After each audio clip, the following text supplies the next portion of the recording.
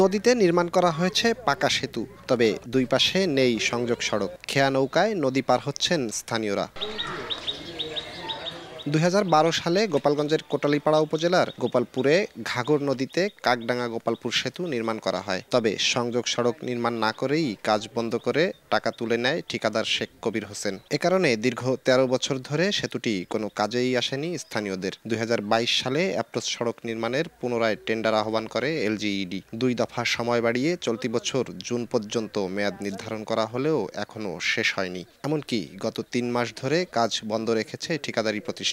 এতে ক্ষুব্ধ এলাকাবাসী। আমরা তখন এই পিরামিড স্কুলে পড়ি, সেই সময় তাই কাজটা চলতে লাগছে, তাই এত বছর হয়ে গেছে। ঘুরে ঘুরে কোটালীপাড়া যাওয়া লাগে, অনেক ডবল পয়সা দিয়ে সোজা পথে যাইতে আর আমরা পারতেছি না। রুগীদের নিয়েও তো আসলে এখানে দাঁড়াইতে হয় লাগে নারীদের জন্য, এই পাশে এসে তার জন্য আমাদের অনেক অসুবিধা হয়। ছেলেমেয়েরা আসতে পারে না, ক্লাস তাদের মিচিং হয়, ঠিক আছে, মাদ্রাসার ছাত্ররা ঠিক মতো আসতে পারে না, তাদের মিচিং হয়। মানুষের যে ভোগান্তি তো শেষ নাই, এত ঠিকাদারের কাজ ঠিক মতো করে না। সময় মতো কাজ শেষ না হলে পুনরায় দরপত্র আহ্বান করার কথা জানান এলজিইডি। ঠিকাদারকে কাজটি ত্বরান্বিত করার জন্য বলেছি এবং এটা এই বছরের ডিসেম্বরের মধ্যে শেষ করার জন্য তাকে বলা হয়েছে।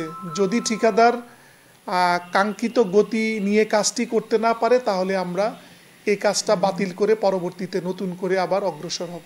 114 মিটার দীর্ঘ কাকডাঙ্গা গোপালপুর সেতু নির্মাণের ব্যয় হয় প্রায় 3 কোটি টাকা। আর সেতুর 240 মিটার আরসিসি স্ল্যাব ভায়াডাক্ট নির্মাণে ব্যয় ধরা হয়েছে প্রায় 15.5 কোটি টাকা।